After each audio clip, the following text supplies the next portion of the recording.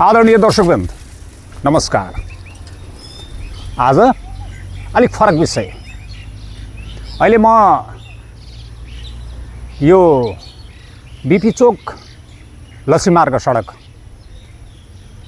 अन्तर्गत रङ्गली 1 बबियामा छु। यो सडक यो क्षेत्रको महत्त्वपूर्ण सडकको रूपमा हेरिएको सडक मध्येमा छ र केही समय अघि यो सडक निर्माण भएको थियो। तपाईहरुले विभिन्न सञ्चार माध्यमहरूबाट यो सडकको हालको अवस्थाको विषयमा तपाईहरुले समाचार पाइसकेको हुनुपर्छ। यो सडक एउटा उदाहरण मात्र हो। यो बेतिथीको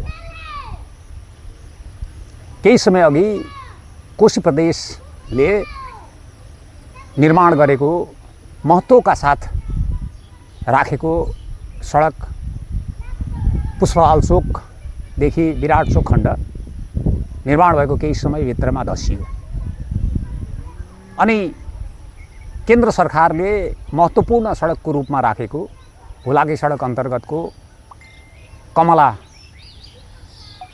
नदीको पुल निर्माण सम्पन्न नहुँदै धसियो अनि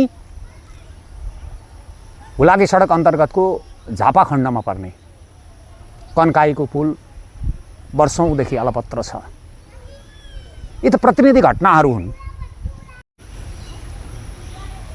आर्थिक वर्षको बजेटको कार्यान्वयनलाई हेर्ने हो भने 11 महिनामा खर्च भएको बजेट भन्दा यो असारमा खर्च हुने बजेटको अनुपात बढी छ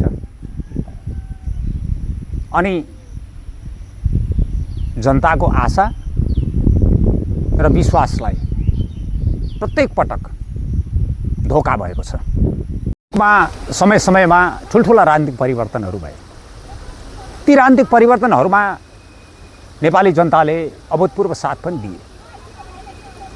भ्रष्टाचारको अन्त्य, सुशासन र नेपालको नवीन विकासको सपना बोकेर भ्रष्टाचार कुशासनले आफ्नो स्वरूप बदलेर आएको छ। उसले आफ्ना जराहरू अरू बढी मजबुत बनाउँदै लगेको देखिन्छ। जनताको आशा र विश्वास अरू कमजोर हुँदै गएको छ अनि करदाता जनताको आशा र विश्वासलाई जीवित राख्दै कठोर निर्णय गर्नुपर्ने आवश्यकता टटकारो देखिन्छ।